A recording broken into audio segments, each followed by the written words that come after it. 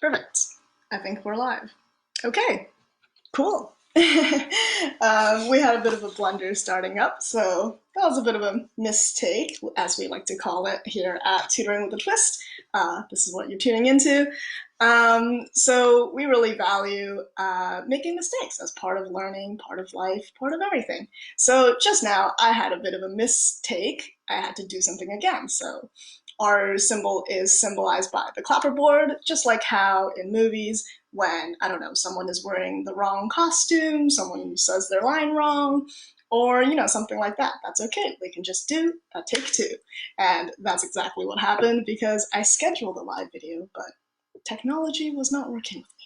So, very, very apt. So hello everyone, my name is Alvina McGee. I am one of the Twisted Tutors here at Tutoring with a Twist. Yesterday was International Children's Books Day, International Children's Book Day, and we had another one of our Twisted Tutors, Chris, read The Rainbow Goblins.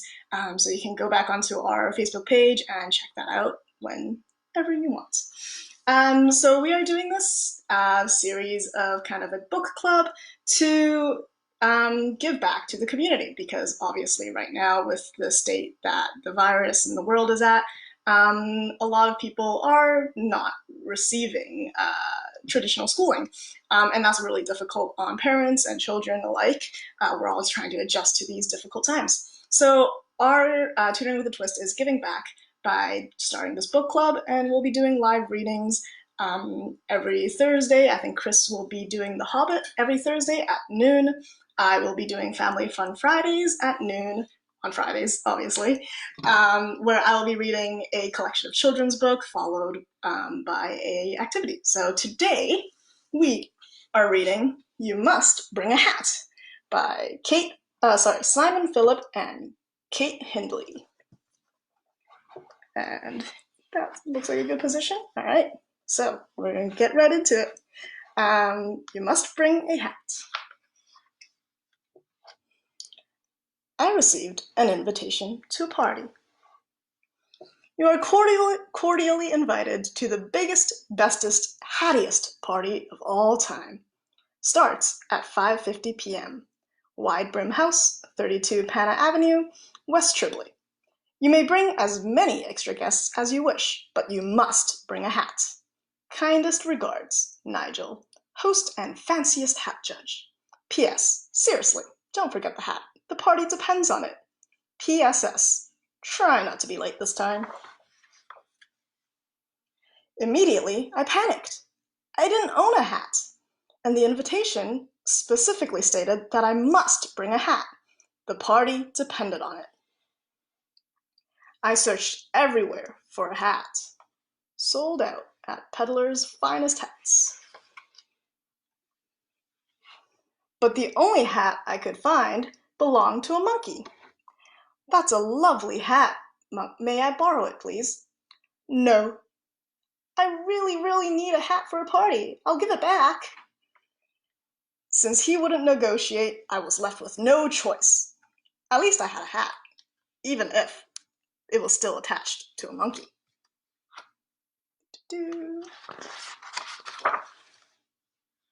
But upon arrival, security was pretty tight. Invitation, please, said the doorman.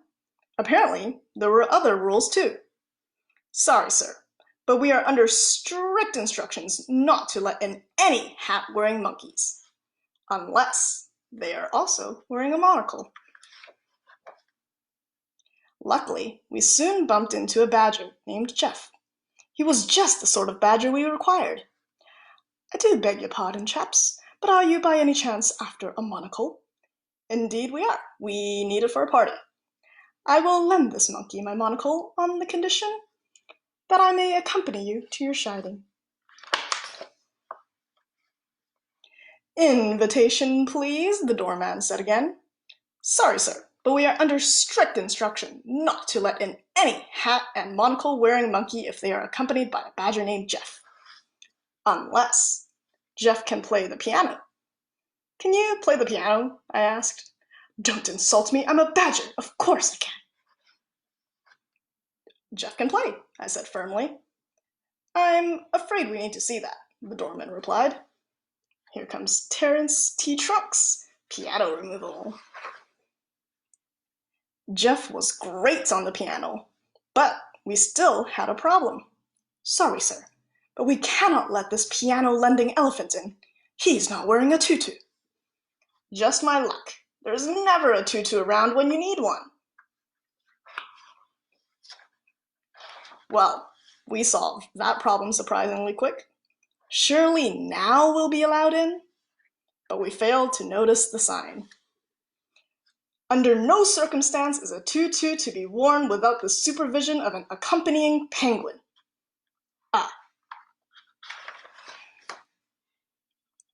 Martin kindly helped us out, and he was a very clever penguin. We were already prepared for the next rule. All that's a mistake. All penguins accompanying pink tutu-wearing elephants must bring with them a suitcase full of cheese. Yes, cheese in a suitcase. But it turned out the cheese needed to be sliced, and none of us had a knife. And that was when I had enough. Look, these are the silliest rules I've ever heard. Nigel clearly stated on an invitation that I can bring anyone I wanted as long as I brought a hat. And I brought a monkey in a hat, so technically I brought a hat, and... Nigel, said the doorman. Who's Nigel? This is Felicia's party. Oh, sorry, Felicity. That's take 4 for me. This is Felicity's party. This isn't number 32? Next door. Oops. And there is number 32 next to them the entire time.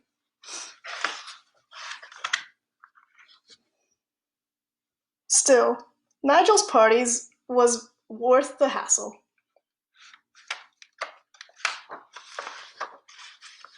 Even if we were a little late.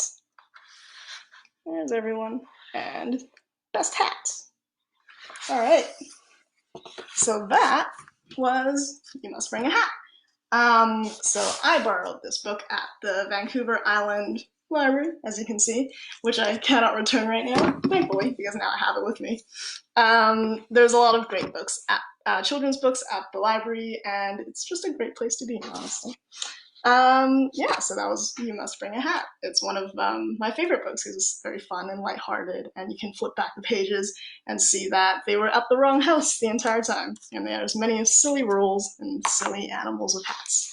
So, that you are never in the situation that Simon was in, that you don't have a hat for a party, we're going to be doing a little activity on making our own hats, our own little paper hats. So at the end, I practiced a lot of times to make sure I didn't get this wrong. So I used a scrap piece of paper, and we will be making a little sailor hat like this. And it actually fits on my head. I can get my camera to cooperate. And slide down. There we go. Little sailor hat. So I'm going to move my camera down and show you how to make one yourself. It's really easy. So here is your piece of paper. You can use scrap paper, you could use colored paper, you could use newspaper, whatever you want. What you want is a paper that's a rectangle.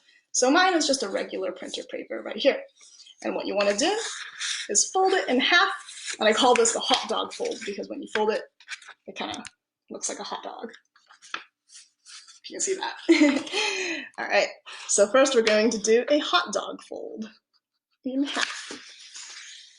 And make sure you press that line down really, really tight because we're going to be using that line later.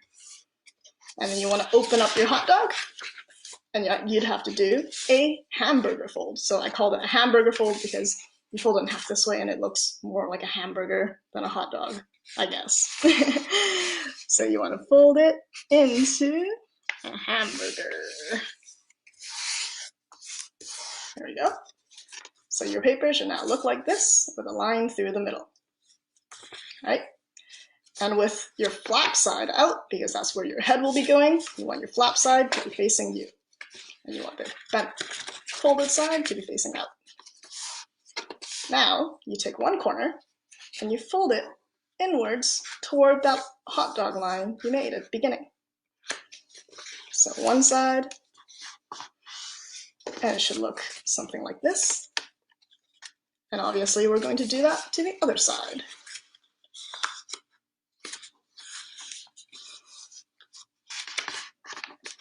There we go. So now your hat should look something like this. And make sure this is facing you so that you can actually put the hat on. All right, and now all we have to do is take this piece of paper that's left over, this flap, and put it over the triangles you made, like this. Press it nice and tightly down. So now you have something like this, kind of like a sailboat. You want to do that, you want to flip it over to the other side and do the same thing.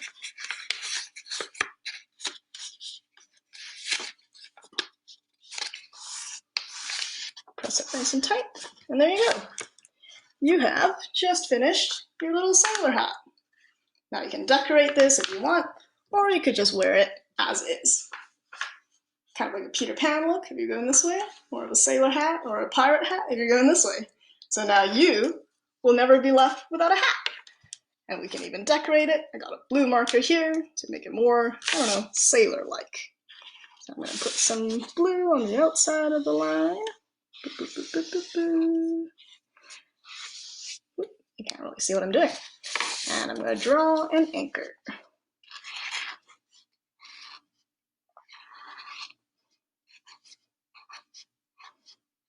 I don't know if real anchors actually still look like this. I feel like we all think that anchors look like this because we see it so often in books and movies and things. All right, here's my little sailor hat. All done. Alrighty. So, this actually stays on my head, I'm surprised.